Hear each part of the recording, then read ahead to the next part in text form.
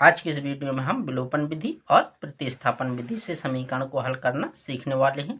तो वीडियो को लास्ट तक जरूर देखिएगा। आज इस वीडियो में हम विलोपन विधि और प्रतिस्थापन विधि दोनों ही बहुत आसान तरीके से समझेंगे।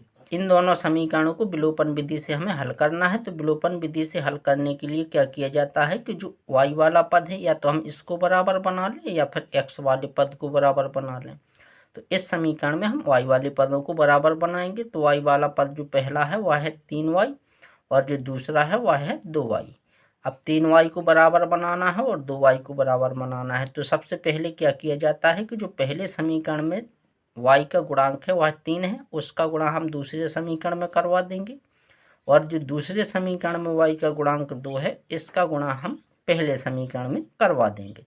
इससे क्या होता है कि y वाले पद दोनों बराबर बन जाएंगे। तो यहाँ पर हम लिखेंगे कि समीकरण 1 में 2 से गुणा तथा समीकरण 2 में 3 से गुणा करने पर हमने यहाँ पर लिखा कि समीकरण 1 में 2 से गुणा तथा समीकरण 2 में 3 से गुणा करने पर। अब देखिएगा समीकरण 1 में हम 2 से गुणा करवाएंगे।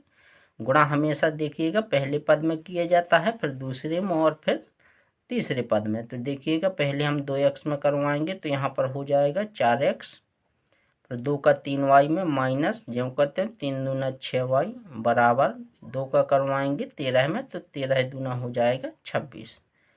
अब 3 का करवा लेंगे तो पहले 7 में करवाएंगे तो 7 होता है 21 माइनस 2 में करवाएंगे तो 3 दूना 6y बराबर 20 में करवाएंगे तो हो जाएगा 60। तो यहाँ पर लिखेंगे हम 60। अब देखिएगा दूसरा स्टेप जो होता है वह होता है कि जो हमने पद बराबर बना लिए हैं उनके चिन्ह किस प्रकार से हैं। यदि चिन्ह समान है तो हमेशा लिखेंगे घटाने पर, और यदि चिन्ह असमान है तो लिखेंगे हमेशा जोड़ने पर। समान का मतलब देखिएगा यहाँ पर भी माइनस है और यहाँ पर भी माइनस है, और यदि प्लस प्लस होता दोनों जगह तब भी हम लिखते घटाने पर, और यदि एक प्लस में होता एक माइनस में होता तो हम लिखते जोड़ने पर। अब जब घटता है तो क्या है कि नीचे का चिन्ह बदल जाता है। 21 प्लस में था अब माइनस में हो गया, और 6y में था अब 6y प्लस में हो गया। 60 प्लस में था अब 60 माइनस में हो गया। अब माइनस का 6y और प्लस का 6y क्या हो जाएगा, कैंसिल। यानी कि माइनस के 6y में से प्लस का 6y घट गया तो क्या बचा, कुछ नहीं। अब देखिएगा माइनस का 21 में से 4 घटेगा तो बचेगा 17। तो यहाँ पर लिखेंगे माइनस का 17। माइनस की संख्या ज़्यादा है तो माइनस का 17 बराबर। यहाँ पर 60 में से हम घटाएंगे 26 को तो 0 में से 6 जाएगा तो बचेगा 4, हासिल लग जाएगी। यहाँ पर ये 3 हो जाएगा, 6 में से 3 घटेगा तो हो जाएगा 34, और वो भी माइनस का। माइनस की संख्या ज़्यादा थी तो माइनस का बचेगा। अब देखिएगा माइनस से माइनस कट जाएगा। अब 17 से काट देंगे, 17 एकम 17, 17 दूना 34। तो x बराबर जो निकल के आया वह आया है 2। अब हम क्या करते हैं कि जब एक राशि का मान प्राप्त हो जाए तो हम उसका मान दूसरे समीकरण में रख देते हैं। हम x का मान समीकरण 1 में रख देंगे या समीकरण 2 में। आप किसी भी समीकरण में x का मान रख सकते हैं, जो भी समीकरण सरल दिखाई दे उसमें हम मान लगा देंगे। तो हम लिखेंगे x का मान समीकरण 1 में रखने पर। अब जो x का मान है समीकरण 1 में रखेंगे तो पहला जो समीकरण है वह है 2x माइनस 3y बराबर 13 है। तो इसको लिख लेंगे यहाँ पर 2x माइनस 3y बराबर 13। अब देखिएगा x की जगह पर रखना है हमें 2, तो यहाँ लिखेंगे 2 गुणा।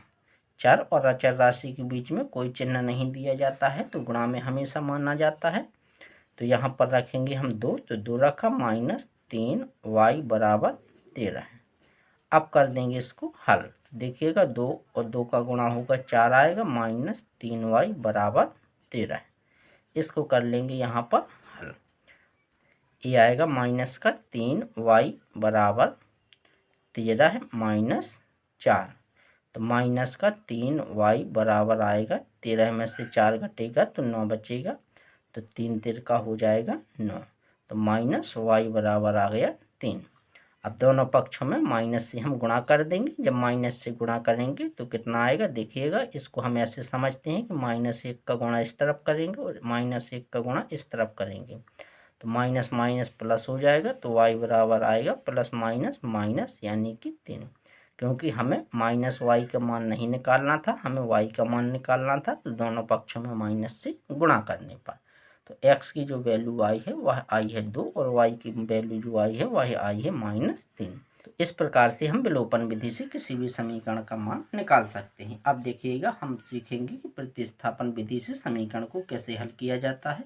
तो प्रतिस्थापन विधि बहुत आसान होती है। देखिएगा प्रतिस्थापन विधि में क्या किया जाता है कि हमें दो समीकरण दिए हैं। पहला जो समीकरण है वह है x - y = 4 और दूसरा जो समीकरण है वह दिया है 3x + 2y = 27।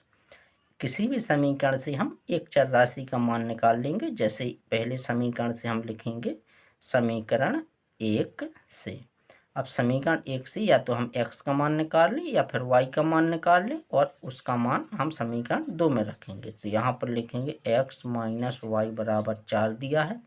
तो x बराबर जो आएगा वह आएगा 4, y का पक्षांतर करेंगे तो उस तरफ प्लस में हो जाएगा, तो 4 + y। अब x का मान हमने पहले समीकरण से निकाला है तो हम दूसरे समीकरण में लगाएंगे, और यदि हम दूसरे समीकरण से किसी भी चर राशि का मान निकालते तो उसका मान पहले समीकरण में रखते हैं। तो देखिएगा अब हम इसका मान रखेंगे समीकरण 2 में। ठीक, तो यहाँ पर लिखेंगे कि x का मान समीकरण 2 में रखने पर, तो x का मान समीकरण 2 में रखने पर, तो x का मान समीकरण 2 में रखेंगे हम और फिर इसके बाद y का मान निकाल लेंगे।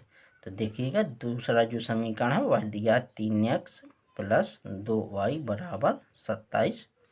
अब x की जगह पर रखना है 4 + y, तो यहाँ पर लिखेंगे 3 ज्यों करते हो, यहाँ लिखेंगे 4 + y + 2y = 27।